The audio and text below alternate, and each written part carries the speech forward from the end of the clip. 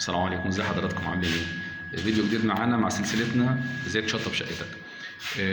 سؤال سريع كده برضو من الاسئله اللي بتجيلنا. انا يا باشمهندس عندي مشكله في الحيطه. ده دلوقتي عايزك تحكم. النقاش احنا قلنا له يعمل كذا كذا كذا ويسلمنا لقينا فيه عيوب. يا جماعه في قاعده شهيره جدا في المعمار عندنا: عيوب المحاره ما بتتعالجش بالنقاش. تاني، عيوب المحاره ما بتتعالجش بالنقاش. يعني دلوقتي انا لو عندي شقه لسه على الطوب اخلي بالي كويس قوي قوي قوي، زي ما هنتكلم ان شاء الله في فيديوهات مع بعض، اعملها تأكيس وتربيع وبؤج يعني اظبط الدنيا خالص، بحيث وانا بفنش النقاش لان النقاش يا جماعه ما فيش تخانه. المعجون ما بيعملش تخانه.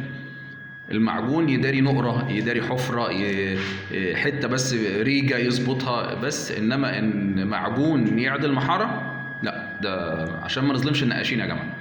فدي نقطه مهمه جدا كنت عايز اتكلم فيها مع حضراتكم. ما تلوموش نقاش على عيب محاره، ولكن انا الوم المحار على شغله او اظبط محاره الشقه من الاول.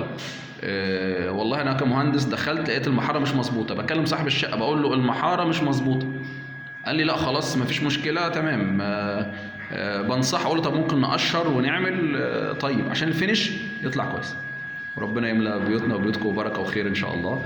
كان حاجه سريعه كده. السلام عليكم.